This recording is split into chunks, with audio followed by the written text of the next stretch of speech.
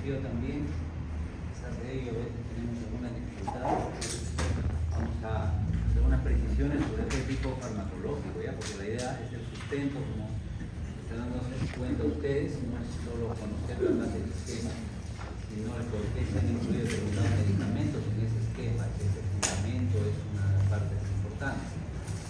Entonces, la otra parte es sí, pues, que la guía, a partir de este año, la norma técnica ha habido cambios que en realidad se resumen en un nombre, ¿no? Que es bedaquilina, porque otros medicamentos se han seguido utilizando, se han venido utilizando como esquemas para XDR, como esquemas donde se usaban fármacos alternativos para NDR, se venían usando. Y ese es el cambio más importante, capaz la incorporación de bedaquilina, que no es de ahora, porque la versión anterior de la norma consideraba tanto bedaquilina como delamanid, pero no los incorporaba para tuberculosis resistente, MDR en todo caso, resistente a rifampicina, sino para XDR. En este caso ya la nomenclatura ha cambiado un poquito y la bedaquilina es en realidad la incorporación. Entonces, en nuestro mapa de MDR y XDR, MDR sigue teniendo la calificación habitual, pues, ¿no? O la denominación habitual, ¿no? ¿Qué es MDR? ¿Pero a qué fármaco? Isoniazid y rifampicina, ¿es cierto? A ambos fármacos simultáneamente, ¿no? Y la calificación, por lo menos, es lo que sugiere la OMS un poco y es lo que ha tomado la norma técnica de este año, porque es de principios del año, marzo, me parece, mayo, no estoy seguro de este año, es pre-XDR, ¿no? Y XDR real. Entonces, esos son cambios un poco en las denominaciones que hay que considerar, ¿no? La pre-XDR en realidad es una que es resistente a la isoniazid, la rifampicina, y además a una quinolona. Y a la quinolona se le está dando mucho énfasis en el tratamiento de la tuberculosis. Lamentablemente está usando mucho el levofloxacino y está el riesgo ahí de la resistencia latente, pero es así, pues, ¿no? En el esquema que han traído algunos compañeros y que vamos nosotros a mencionar un poco hoy día también, hay un énfasis importante en la quinolona. Y para hablar de XDR, además de que sea resistente a isoniazida y rifampicina, tiene que ser resistente a una quinolona y a uno de estos dos fármacos, ¿no? A la bedaquilina o a la inesolina, a uno de los dos además, ¿no? Entonces es la definición modificada que nos introduce la norma para pre-XDR y para XDR, ¿no? Entonces un poco el cambio, porque antes la definición de XDR no se dividía en pre, solamente era XDR de frente, implicaba la resistencia isoniazida y rifampicina a una quinolona y un inyectable, ¿no? O sea, 4 fármacos, pero ahora la quinolona se considera como pre-XDR, si solo es quinolona, y ya para hablar de XDR ya no es al inyectable, que además ha perdido un poco de vigencia, en este caso la canamicina, que era lo que se usaba más, si se ha quedado sin pase, la bedaquilina. Bueno, entonces la incidencia, ya ustedes lo conocen, entonces por suerte parece que todavía no es tan numerosa la incidencia en la región norte del país, ¿no? Exceptuando Cajamarca, y sí se mantiene al momento actual, inclusive se dice que se ha incrementado la incidencia, casos nuevos reportados en la selva y en las regiones del centro, ¿no? Particularmente en Lima, que acumula tanta población. Entonces eso es así. Ahora, importante que en los niños, esto hay reportes también de Uruguay, me parece, de otros países latinoamericanos, después de la pandemia también se ha incrementado un poco la incidencia, ¿no? Como que hay más casos pediátricos de los que había antes, o sea, el porcentaje se ha incrementado un poco. Y los criterios diagnósticos ustedes los conocen, ¿no? Entonces se puede recurrir a una suma de criterios, lo que antes se llamaba los criterios de Stegen y Toledo, ¿no? Que se sumaba pues el PPD, se consideraba el criterio radiológico, el cuadro clínico, el dato de contacto, que inclusive hace mucho tiempo se llamaba COVID positivo, es una forma de decir que había tenido contacto con un tuberculoso, y se daba puntajes para presumir un diagnóstico y iniciar el tratamiento, ¿no? Pero ahora con las pruebas de sensibilidad, sean basadas en reacciones de cadena de la polimerasa o alternativas, se puede inclusive con resultados negativos ¿no? Detectar el micobacterio y establecer su sensibilidad. El problema es que no todo está disponible, ¿no? Y lo otro es el costo. Las pruebas más accesibles toman hasta 21 días, como la prueba MOS, por ejemplo, ¿no? Que está desde la norma anterior. En cambio, las basadas en reacción en cadena polimerasa, entre ellas una de las más eficaces y quizá costosas, que es el GenSpert, ¿no? Da resultados rápidos, pero cuesta más que las otras, ¿no? Entonces, eso también habrá que tenerlo presente. Pero tienen algunas ventajas. Esto es conocido desde la parte básica, ¿no?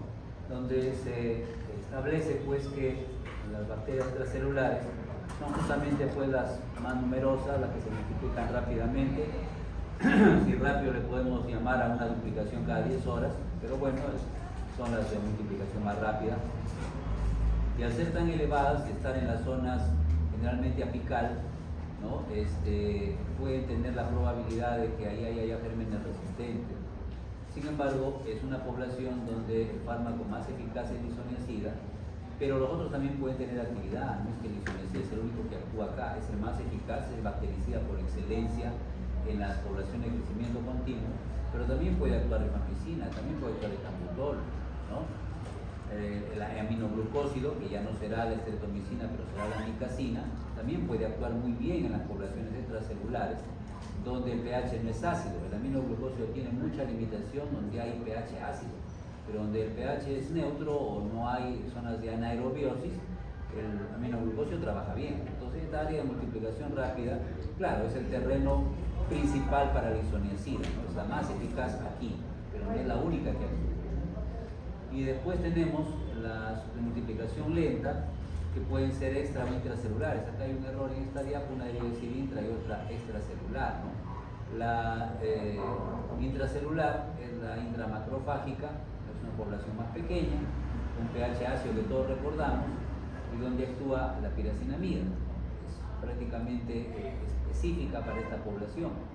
Mientras que la de crecimiento intermitente es donde actúa la rifampicina, que está en las zonas del calcio, de la necrosis gaseosa, que se ha visto desde hace muchos años estudiados en patología, qué sé yo, las células epitelioides, en fin, que limitan una zona de linfocitos muertos, y también macrófagos y neutrófilos, en fin, lo que sea. Ahí la rifampicina es la que penetra mejor y sobre todo conserva su actividad a pesar del pH reducido, ¿no? Pues habla de condiciones desfavorables, que son un pH bajo y gran cantidad de radicales libres y dificultades también porque la perfusión tisular es baja. Pero ahí la mejor es la rifampicina. Sin embargo, una quinolona también puede penetrar, aunque la eficacia va a ser inferior a este medicamento, que es el mejor. Como esterilizante, ¿no? Se conoce entonces como el mejor esterilizante. Entonces, cuando se hace mal el tratamiento, pues aparece resistencia, fracasos, ¿no? Y hay que incorporar esquemas nuevos o fármacos nuevos. En cambio, cuando el tratamiento no se completa, ¿no? O cuando a pesar del tratamiento pues quedan algunas formas, no se esteriliza completamente, puede haber una recaída que puede ser por un germen sensible, no necesariamente es un germen resistente. Y hay una población de los bacilos en estado latente, se acordarán ustedes, una población de bacterias latentes, donde no actúa ningún medicamento. Si no actúa ningún medicamento, ¿quién lo elimina? Nuestras defensas, nuestra inmunidad. Y si no lo elimina, ¿no? Esta población de bacterias en estado latente puede ser fuente de reactivaciones o recaídas o recidivas. Entonces, eso más o menos es, en términos generales, lo que recordamos un poco de la farmacología básica, pero que algunas cosas teníamos que precisar. Ahora, estos medicamentos están aquí, recordarán que lo dijimos hace un tiempo, hace años, ¿no? Y para algunos lo volvimos a corroborar hace unas semanas. En todo caso, estos medicamentos están aquí porque tienen un sinergismo pues, de potenciación. Todos tienen mecanismos de acción diferentes que no vamos a preguntar ni ahorita ni en el examen, que ya no es farmacología básica, pero sí tenemos que saber que todos actúan en blancos diferentes. De manera que usar etambutol más isoniazida más piracinamida más rifampicina es producir una sinergia de potenciación, porque todos tienen su propio sitio de acción. Luego tienen poblaciones celulares diferentes, de tal manera que es necesario administrarlos combinados, obviamente, para poder acabar con todas las bacterias, si no algunas van a sobrevivir. Luego se administran todos de manera supervisada o observada, ¿no? El régimen régimen de terapia observada directamente o dos, ¿no? Y eso significa que todos, al ser administrados en ayunas, van a alcanzar picos séricos simultáneos. Es decir, más o menos a la hora y media todos van a tener concentraciones máximas en suero. Entonces eso también es importante, porque eso va a hacer que la sangre lo lleve a los tejidos a todos al mismo tiempo en concentraciones elevadas. Rifampicina y isoniazida tienen algunas características particulares. Primero lo que dice acá, porque la rifampicina es el bactericida con capacidad esterilizante, mientras que isoniazida es el más bactericida de todos, ¿no? Para las bacterias extracelulares, obviamente. Los otros tienen las características que ahí dicen que etambutol debería ser un bactericida porque actúa en la arabinosil transferasa, que incorpora arabinósido a la pared celular, lo que actúa en pared debe ser bactericida, pero se considera bacteriostático. Sin embargo, es un buen preventor de resistencia. El etambutol ayuda a reducir la resistencia a los dos primeros. En teoría debería ser más a la isoniazida, pero se ha encontrado que el etambutol ayuda a prevenir la resistencia tanto a rifampicina como a isoniazida. Entonces, eso es lo que hace un poco el etambutol. Entonces decíamos que rifampicina y isoniazida tienen algunas características particulares aparte de esto, ¿no? La primera de ellas, de estas dos adicionales que no nos debemos olvidar, muy importante, está escrito en todas partes, además que yo sepa, ¿no? Es el efecto postantibiótico, que todos saben que es efecto postantibiótico, ¿sí? Pues no hay que revisarlo, porque tienen que saber las definiciones. Algunos en el examen no estamos tan bien, otros están un poco mejor, y volvemos un poco a lo mismo. Nuestra amiga delegada, ¿cuál es la definición de EPA? Efecto postantibiótico.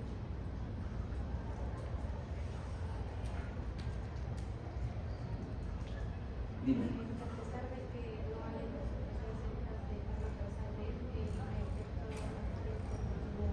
O sea, el medicamento actúa sobre la bacteria, pues está actuando la bacteria, aunque la concentración sérica esté por debajo de la concentración inhibitoria mínima, ¿no? Esa es la definición. Gracias. Bien, entonces, eso es importante que nosotros recordemos que la rifampicina tiene una EPA de 48 horas. Algunos dicen que hasta de 3 días. Bueno, 48 horas mínimo. Isoniazida de 6 días, casi una semana de efecto postantibiótico. Entonces, por eso estos dos se pueden dar dejando un día. Pues. Antes se daban dejando 2 días. Ahora el esquema para tuberculosis sensible se mantiene igual. Dice que se da dejando un día, ¿no? Un día sí, un día no, un día sí, 3 veces por semana, ¿no? El domingo no lo cuenta. Entonces, ese efecto postantibiótico es importante. Nuestras preguntas se basan en estas cosas, jóvenes. Entonces, hay que tratar, todos los que ya llevamos de una vez, de salir de esto, ¿no? Y estamos llevando recién, bueno, de consolidar las ideas para también pasar de una vez el curso, podemos seguir avanzando. Entonces, esa es una característica. Y la otra, que es un concepto un poco antiguo, que yo se los mencioné cuando estuvimos en oncología básica, por ahí hace 4 años más o menos, o 5, no lo sé, que es el coeficiente de sobrepaso. ¿Te acuerdas, Tequén, qué es el coeficiente de sobrepaso? Tequén 1, Tequén 2, ¿se acuerdan qué es el coeficiente de sobrepaso? Es el número de veces que la concentración sérica se multiplica por la mínima. Así es. Multiplica la concentración inhibitoria mínima. Es el número de veces. Para la rifampicina es un mínimo de 200 veces.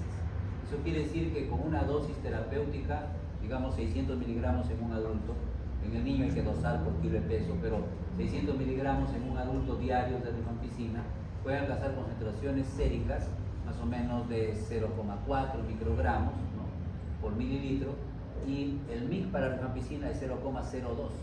Entonces, por eso decimos que las concentraciones séricas que se alcanzan con las dosis diarias multiplican por lo menos 200 veces la concentración inhibitoria mínima. Eso es un montón. De ahí un poco su poder esterilizante y su importancia, la rifampicina siempre está por encima de todos los otros, incluyendo la isoniazida.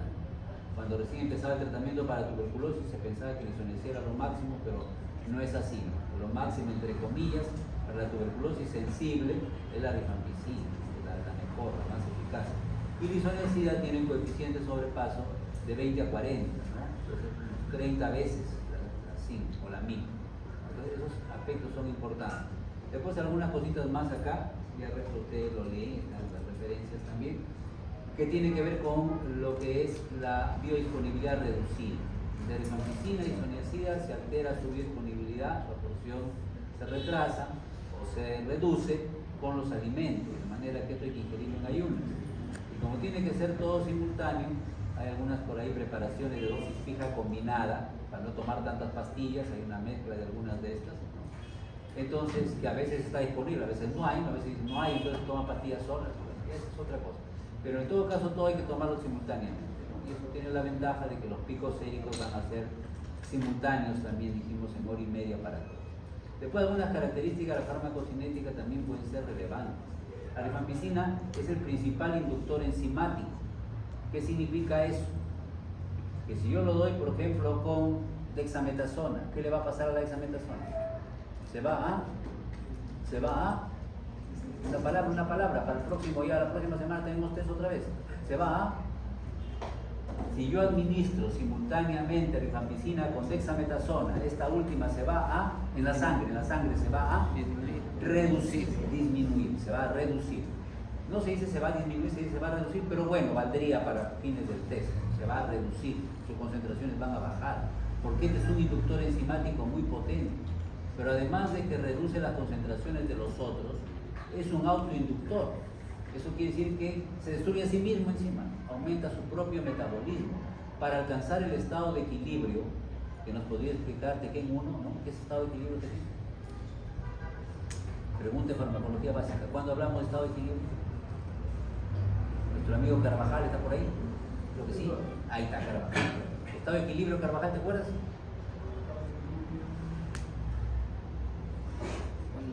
Cuando el medicamento alcanza sus concentraciones séricas estables. Estables, podríamos decir. Y eso sucede después de Más o menos 4 vidas medias. Y eso sucede cuando el aclaramiento iguala a la biodisponibilidad.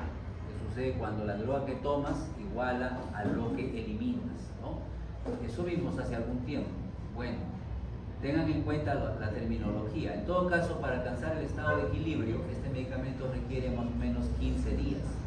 Entonces, eso quiere decir que los días iniciales la concentración está un poco oscilante. No quiere decir que no funciona, pero está un poco variables. Recién a las 2 semanas más o menos ya las concentraciones se estabilizan. El efecto autoinductor como que ya se va compensando con la dosis que se va ingiriendo, ¿no? Entonces, esa es una característica importante. Perdón. ¿Qué es NAD? Muy bien. N-acetiltransferasa. Pasa la voz que estás despierta, peruana, no te duermas, no te duermas. Despierta, despierta. Estás en una posición inapropiada, te estás durmiendo ahí, no te duermas, si no te vas a despertar en el próximo semestre. Entonces, N-acetiltransferasa, ¿no? Ha sucedido, algunos chicos se durmieron en el ciclo pasado, se han despertado ahora otra vez de nuevo. Qué mal. Y eso no queremos que le pase a tu bien, que hay asociados, por ejemplo, ¿no? Tienen que despertar en la feliz Navidad, en el feliz Año Nuevo, que tiene que ser bueno para todos. ¿No es cierto? Esperemos que sea así. Muy bien, N-acetiltransferasa. ¿Y cuál es la importancia de esta vaina? Perdón, este sí. ¿Cuál es la importancia de la N-acetiltransferasa? Que los latinos, incluidos los peruanos, hay una tabla sobre eso, no le he puesto, siempre me olvido, no importa. Los peruanos más o menos somos 60-40 acetiladores lentos versus rápidos. ¿Qué implicancia tiene ser acetilador lento? La toxicidad se incrementa y la eficacia contra la bacteria baja un poco, ¿no es cierto? Entonces, si uno es acetilador lento, si metaboliza lentamente la isoniazida, puede que le dé más neuropatía, ¿sí? Porque lo metaboliza lento, ¿ya? Entonces, pero a la bacteria le puede hacer más efecto. Y si es acetilador rápido, menos efectos adversos, ¿no es cierto? Pero a la bacteria le afecta menos. Lo destruye más rápido el medicamento, ¿ya? Bueno, lo evalúan, lo analizan por ahí. Lo está grabando encima ahí de para venderlo después, ya no importa. Piracinamida, una frase. Piracinamida, ¿no es cierto? Importante el aclaramiento en relación al volumen de distribución. Estos medicamentos tienden a penetrar, por eso se mete entre los macrófagos, tiende a penetrar en los tejidos. Como ingresa a los tejidos, el volumen de distribución es un poco grande. Entonces la eliminación, el aclaramiento es un poco lento en función de un volumen de distribución grande. Parecido a la mefloquina, a la cloroquina. Entonces hay que tener siempre en cuenta aquí el peso. Colateralmente podría ser el sexo, que parece tener una implicancia pequeña, pero pero siempre el peso, muy en cuenta el peso para dosar este medicamento, ¿verdad? Y eso básicamente, el resto más o menos ya se sabe. Acá están los mecanismos de resistencia, ¿no? Entonces los mecanismos de resistencia, por acá no olvidar esto, el resto lo podemos leer, ¿ah? Las condiciones anaeróbicas, ¿no?, pueden afectar a los otros fármacos, en particular a los aminoglucósidos, pero no se afectan, miren quiénes no se afectan en condiciones de anaerobiosis: las rifamicinas, o sea, la rifampicina, la rifabutina y la fluorquinolona. Por eso cuando la rifampicina no se puede usar porque hay resistencia, la que lo reemplaza generalmente es la quinolona. O sea, la que actúa en el calcio es la quinolona. No es como la rifampicina, que es la mejor en el calcio, pero se mete ahí también. La fluorquinolona tiene la capacidad de concentrarse en los tejidos. Por ejemplo, en la próstata triplica la concentración sérica. ¿Cómo se llama esa propiedad? Por la cual la quinolona puede duplicar o triplicar en el tejido la concentración del plasma. ¿Cómo se llama eso? Muy bien. Cociente tejido plasma. Cociente tejido. Es una propiedad de las quinolonas que implica que se concentran en los tejidos. Bueno, decíamos acá arriba, ¿qué dice? Aunque está en inglés, pero si todos lo entendemos. Estos medicamentos tienen que ser activados, son profármacos. Son profármacos. La isoniazida, la piracetamina son profármacos. ¿Quién activa la isoniazida? La catalasa, no la calatasa, la catalasa, ¿qué cosa? La catalasa peroxidasa. Lo activa, lo convierte en ácido isonicotínico. Eso es de la farmacología básica, ¿no?, que ya está olvidado. Y a la piracinamida, ¿quién lo activa? Lo convierte en ácido piracinoico. Ninguna calatasa, sino la piracinamidasa. La piracinamidasa. ¿Ah? Pero eso es de farmacología básica, ya es historia, ¿no? Pero lo importante no es quién los activa, sino de que necesitan activación. O sea, la mutación en esas enzimas, ¿qué produciría? La mutación en las enzimas que lo activan, resistencia. La mutación es responsable de resistencia, como dice acá. Ahí están los mecanismos de resistencia. Tampoco es para aprenderlos todos, pero por lo menos recuerden lo de isoniazida y de piracinamida. Acá está, la catalasa, acá está, catalasa peroxidasa. Y hay otra enzima que es, esto es enoíla CP reductasa, es parte del ácido graso sintasa, parte de una tortura pasada que se llamaba farmacología. Entonces, ya esto ahorita no vamos a preguntar.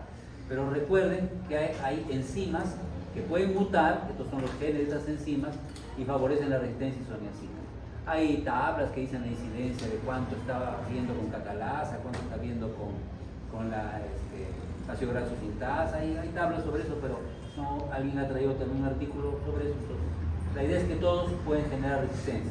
Ahí está la piracinamida, ahí está la piracinamidasa, ¿no? La ADN girasa o ADN girasa, ahí están los genes, gira A, gira B, en fin, bueno, ya. Esto no lo vamos a leer, ustedes lo conocen.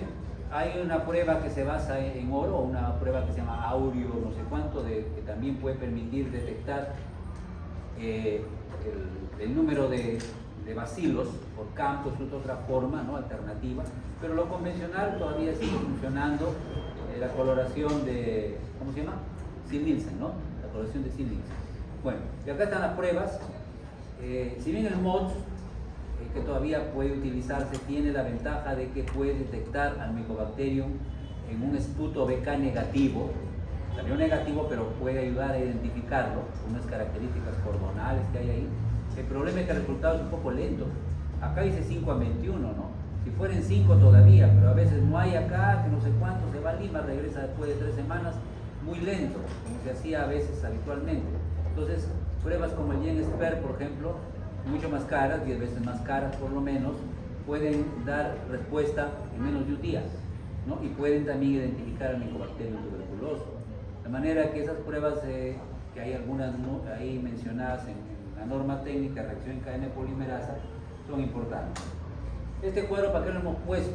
No para ponernos a leer acá mientras dormimos la mitad, ¿no?, cuáles son las dosis, sino para recordar qué concepto importante en pediatría.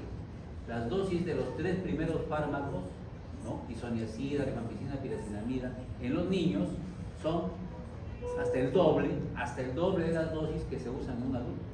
Isoniazida en un adulto se usa 5 miligramos por kilo. En un niño, ¿cuánto se usa? 10, hasta 15 miligramos. Vamos a poner 10, el doble, ¿no?, hasta un poco más del doble podría ser. Rifampicina se usa 15, pero podría usarse hasta 20. En el adulto, ¿cuánto se usa? 10. Entonces, y piracinamida, que acá se usa 25, acá se usa hasta 35, ¿no? O 40. Bueno, ¿y por qué es esto así? Dos razones, ¿no? Dos palabras. Metabolismo y aclaramiento. Metabolismo y eliminación. El hígado del niño pues es un hígado más fresco, entre comillas, ¿no? Menos maltratado, ¿no? Por el trago y otras cosas. Entonces, es un hígado que va a metabolizar más rápido. No hay la limitación acá tanto de que el niño sea chiquito, no es un recién nacido. Es difícil que un recién nacido tenga tuberculosis, ¿no? Salvo que sea congénita. Pero un niño promedio, ¿no? De 2 años para adelante, entonces su capacidad funcional hepática es superior a la del adulto para estos medicamentos, para estos 3 primeros sobre todo, ¿no? Y el aclaramiento también es rápido. Después, la TB extrapulmonar, sobre todo si es el sistema nervioso, la meningoencefalitis tuberculosa, el tratamiento sigue siendo 12 meses, ¿no? Eso ya saben ustedes que son con 4 drogas los primeros 2 meses y 2 drogas diariamente los siguientes 10 meses. Eso no ha cambiado. Se ha cambiado con la última norma el tratamiento para TB con VIH. En TB con VIH, ¿cuánto es el tratamiento ahora? ¿Son 9 meses? ¿Qué dice la norma? Le dan una miradita, ya igual lo estamos diciendo ahorita, porque hay cambios, pues se van haciendo cambios. Se ha ajustado a 6 meses, o sea, 2 más 4, 6 meses no más tratamiento. ¿No? ¿Y por qué se ha acortado un poco? Porque el control del VIH ahora es mejor. El control del VIH con dolutegravir, que es el fármaco que está usando un poco más, en el caso de los niños más pequeños, raltegravir, ¿no? Entonces es un poco mejor y el paciente recupera su inmunidad un poco mejor también que antes. Entonces no es necesario prolongar tanto el tratamiento, ¿no? Y se ha cortado a 2 más 4, ¿no? A 2 más 4 el tratamiento. Ya, de este esquema, que era el convencional, desde hace como 8 años por lo menos, la parte de la izquierda permanece igual. La parte de la izquierda está igual, es decir, una tuberculosis sensible se trata así como está acá. Ya ustedes lo saben, no lo vamos a leer. ¿Ya? El que no lo sabe lo recuerda, pues, qué significa el 3 y eso. Saben cuántos meses hay acá, lo saben, y no está repitiendo. Cuando hay resistencia solo a la isoniazida también se mantiene igual. O sea, se reemplaza la isoniazida por quién? ¿Quién se reemplaza? Por levofloxacina. Ya las quinolonas desde antes ya tenían un valor importante y se ha maximizado, digamos, se ha magnificado un poco ese valor. Entonces se reemplaza por levo. Pero ya no se trata en 6 meses, ahora se trata aquí en 9, ¿no? Y ya no hay dejando un día, sino hay todos los días, ¿no? Y en la segunda fase, ¿quién se quita? ¿Quién se quitó acá en la segunda fase? Piracinamida, pues, ¿no? Acá dice rifampicina, etambutol, piracinamida y levo. Acá se quita la piracinamida y se queda con 3, rifampicina, etambutol y levofloxacina, en la segunda fase. La primera fase normalmente se ha llamado siempre bactericida o de ataque, y la segunda, esterilizante o de consolidación. Esterilizante o de consolidación, para eliminar la forma chiquita que hayan quedado por ahí. Esto es lo que ha cambiado, porque el esquema era muy largo, ¿no? Podía ser de 2 años, hasta 2 años de tratamiento, porque la primera fase tenía un inyectable que aparte de ser doloroso, ¿no? Era un inyectable tóxico. Siempre se ha considerado que la canamicina es más tóxica que la mica para el oído, ¿no? Para el riñón, ¿no? Entonces, y aparte pues reducir el sufrimiento. De manera que esto ha cambiado un poco por un esquema que han mostrado los compañeros, que le vamos a dar una miradita en un momento, ¿no? Estos son los medicamentos agrupados según un poco la necesidad de uso y el tipo de medicamento, ¿no? Date el esquema para tuberculosis sensible, donde ha desaparecido streptomicina, ¿no? Ya no se considera útil, ahorita desapareció prácticamente el programa, ¿no? Ya no se incorpora al manejo. Después, en los agentes de segunda línea inyectables, ha quedado solo la amikacina, ya no se considera canamicina una alternativa, amikacina. Entonces, el problema está en que desde antes nosotros decíamos, inclusive desde que lo veíamos con ustedes, decíamos, ¿por qué no se puede dar amikacina? Sí se puede, sino que la amikacina, ¿no? Que es menos tóxica que la canamicina, un poco más eficaz inclusive, Se usa pues para las infecciones del tracto urinario. Ahora usar amikacina en el tuberculoso va a favorecer probablemente más resistencia de la E. coli o más resistencia de las enterobacterias. Pero caballero, pues eso es lo que ha establecido el programa, eso es lo que dice que hay que hacer. De las dos quinolonas, ¿quién es más eficaz contra el micobacterio? Moxifloxacin. Tiene una actividad un poco más alta que el levofloxacin.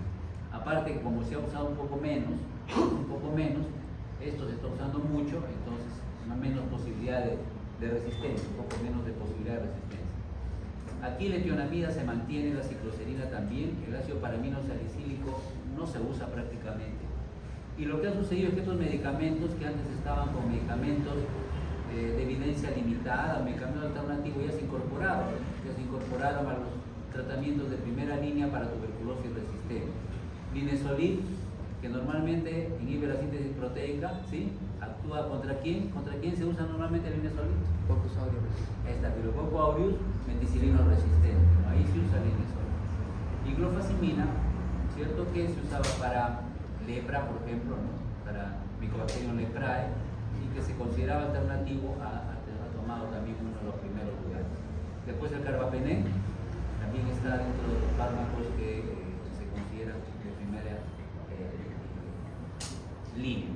Entonces, eso es lo que ha mostrado su compañera, eso es lo que dice la norma que se ha basado en la OMS para hacer el cambio.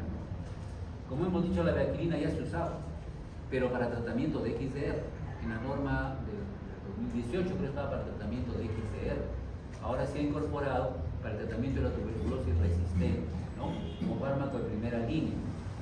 Acá la idea es que deberían darse pues por lo menos 3 fármacos, ¿no? O levo o moxi, porque no vas a las dos juntas, una de las dos, perdón, más bedaquilina o linezolid, a lo cual se podría agregar estos dos y luego según necesidad o toxicidad o conveniencia del paciente, alguno de estos de acá, ¿no? Más o menos esa es la idea de tratamiento de la tuberculosis resistente.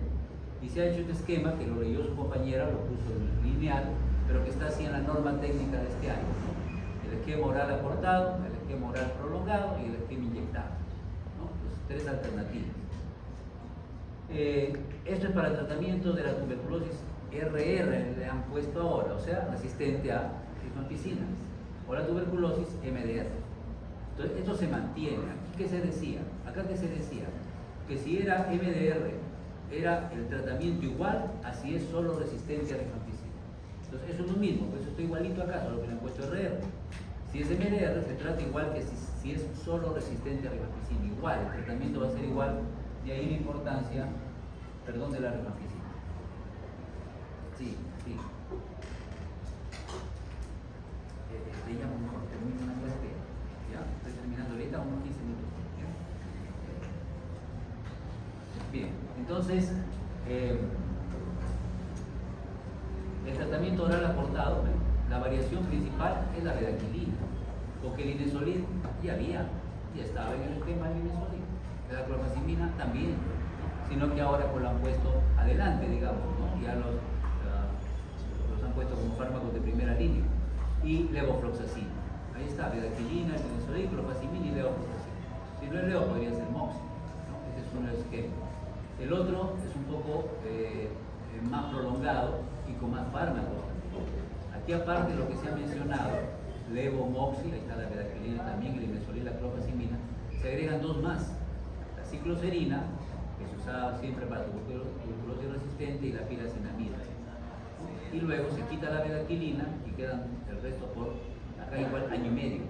Pero no hay fármaco inyectable, entonces el paciente se corre un poco menos. Eso no quiere decir que estos no sean tóxicos. Y acá hay una cosa curiosa, bedaquilina prolonga el QT, como dijo Tequén, linezolid prolonga el QT, y clorfacimina y levofloxacina, linezolid no, bedaquilina, clorfacimina y levofloxacina prolongan el QT. Los 3 prolongan el QT. Y está escrito que cuando se usan 2 o más fármacos que prolongan el QT, el riesgo de arritmia ventricular aumenta. Pero el programa lo ha puesto así, pues. Se supone de que no es tan probable, a pesar de que la probabilidad no es tan probable en las poblaciones, que no se produzca. De todas maneras habrá que tener cierta precaución, porque este es un esquema que se está incorporando recién este año. ¿Sí? ¿Por porque los tres están descritos y el mismo programa lo reconoce, lo vamos a ver más adelante, que los tres prolongan el intervalo de proteína y aumentan el riesgo de fibrilación ventricular. Y acá tenés esquema inyectable, ¿no? Ahí está con amicacina, ya no existe canamicina, levocicloserina, tionamida y piracinamida, ¿no? Y luego se quita la amicacina y quedan los otros. Y más o menos eso es el cambio, ¿no? Ahora, para una pre-XDR, o sea, resistente a quinolona, se supone que se quitan estas dos, se quedan las otras dos, más estos dos y algunos de los que están acá abajo. Y si es XDR, quiere decir que es resistente a la quinolona y a la bedaquilina, solo se queda inesolina. Pero si es XDR, no va a ser sensible a ninguno de los tres primeros. Se quedaría el inesolina y habría que agregar más medicamentos, probablemente de acá unos 3 o 4, incluyendo la micacina como inyectable, para que sea eficaz. Esto es enfermedad renal crónica, ¿no? Sin embargo, si hay una falla renal aguda importante que dura algunos días, también habría que aumentar el intervalo de dosis, pero está dirigido a enfermedad renal crónica severa, ¿no? Con menos de 30 de filtración glomerular.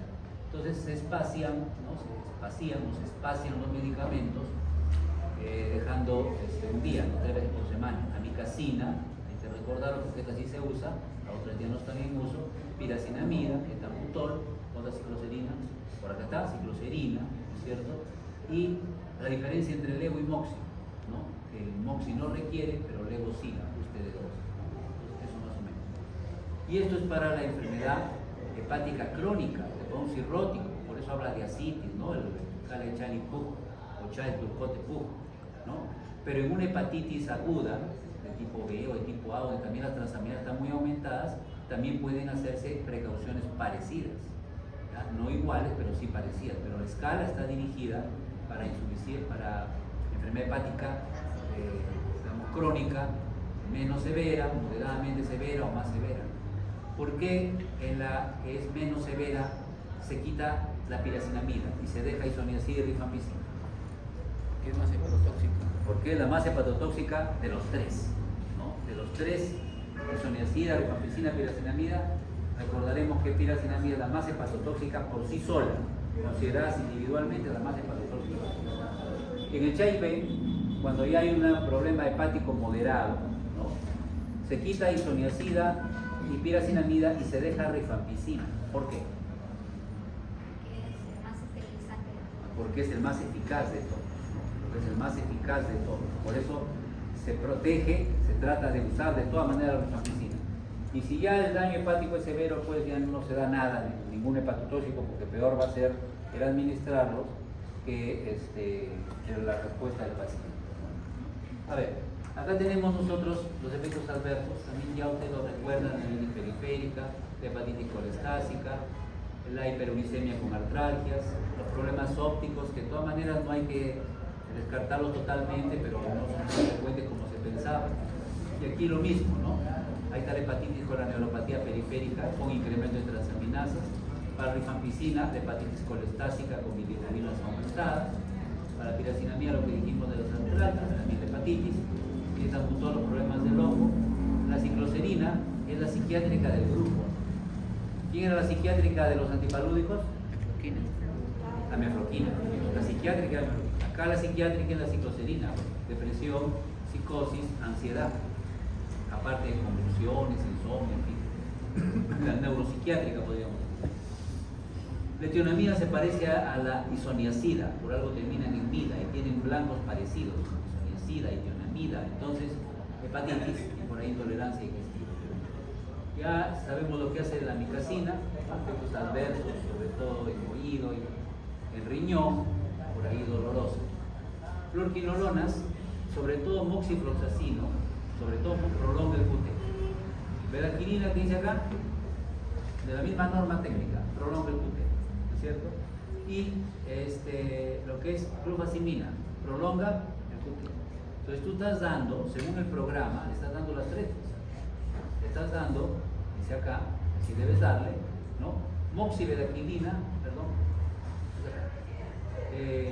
bedaquilina, una quinolona y clofazimina. Están las tres. Y acá también están. Y aquí con moxi sobre todo. Moxi, bedaquilina y clofazimina. O sea, estás dando las tres que según el mismo programa producen prolongación del QT. Por lo menos habrá que tener cuidado con los pacientes cardiópatas, por lo menos, ¿no? Mínimo de una precaución por ahí. ¿Sí? QT acá, QT aquí, QT acá arriba. Bueno, después el resto sí puede aumentar las transaminasas, por eso hay que tener cuidado, problemas de hepatitis igual con la betaquilina y intolerancia digestiva. Esto no tiene muchos efectos adversos, salvo la hemorragia y esta cuestión. En cambio, el inexolín es más tóxico. El inexolín es mielosupresor, ¿no? Causa neuropatía periférica, acción láctica, pero preocupa sobre todo la mielosupresión. ¿Ya? Y eso básicamente. Aquí, isoniazida es un inhibidor enzimático. Si es un inhibidor enzimático y lo damos con diazepam, por ejemplo, o clonazepam, o lo damos con carbamazepina, ¿qué va a pasar con el diazepam? ¿Aumenta o disminuye? Aumenta. Peruano, despierta. Le hace una cabeceada ahí fatal. Le vas a hacer un hueco con tu cachete ahí a donde siempre. ¿Ah? A ver, ¿qué preguntamos? ¿Qué dijimos? Isoniazida es un inhibidor enzimático y lo damos con diazepam. Diazepam aumenta o disminuye.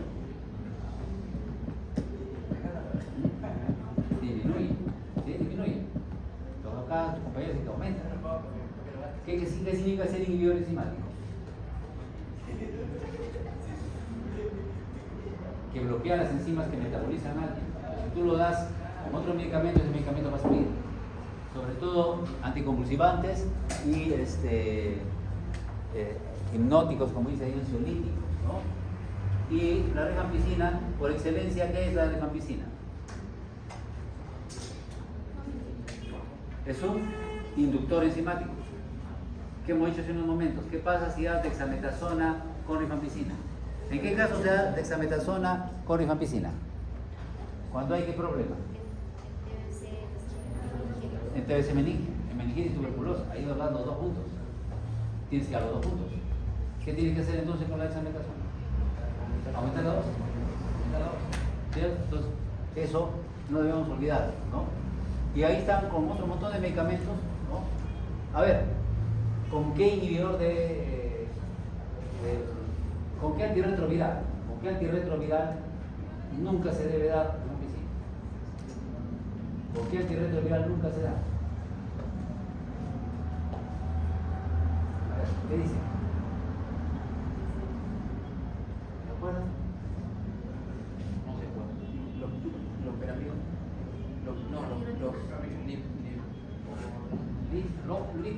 No tartamudees, ¿qué pasa? Cuidado. Lopinavir, creo. Lopinavir, pues, lopinavir. ¿Qué es el lopinavir? ¿Qué es el lopinavir? Es un inhibidor de... ¿Para qué Michi estudiamos farmacología hace no sé cuántos años? Por las puras alberjas. Mejor hubiéramos venido de frente para acá y acá nos ponemos a estudiar recién, ¿no? Disculpe la expresión. Pero es así, pues, ¿no? ¿Cuánto te acuerdas de lo que has estudiado pues hace 5 años? Imagínense lo que has estudiado virtual, peor todavía. Cirugía virtual, eso ya es el acabose, ¿no? Cirugía virtual es una vergüenza absoluta. ¿Cómo se puede decir que se va a hacer cirugía virtual, ¿no? O gineco virtual. Atiende tu parto virtual, ¿no? Se muere tu niño de verdad por atender tu parto virtual.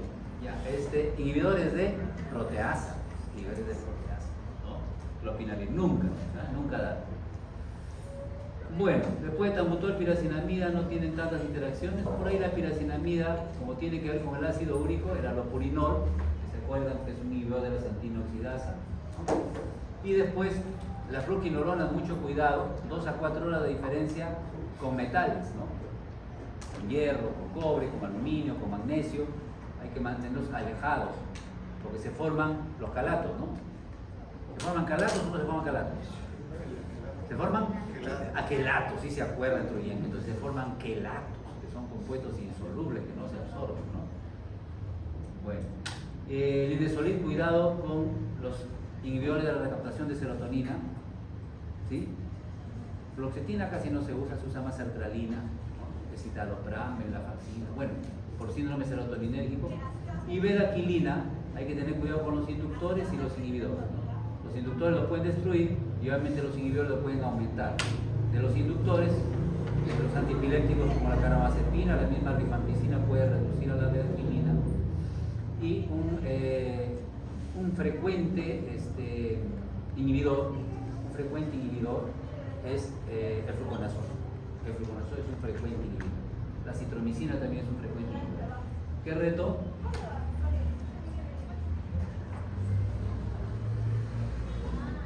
¿Qué reto? Te reto, dice, vamos a jugar, vamos a pelear, te reto. ¿Reto qué es? Delgada, ¿qué es reto?